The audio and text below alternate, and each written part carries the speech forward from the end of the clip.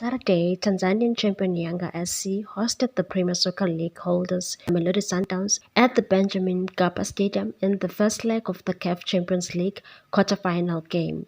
However, neither of the teams managed to find the back of the net, and the game eventually ended without anyone scoring a goal. Thousands of passionate Wanachi fans flooded the stadium, cheering their team from the first to the final whistle.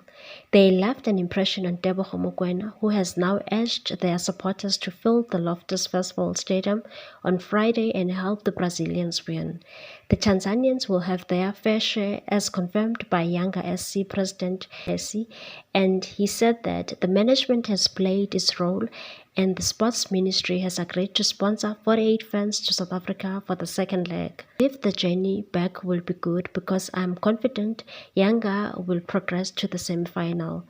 President Samia Suluhu's government has agreed to pay for all the expenses to enable the fans to cheer the team from inside the stadium.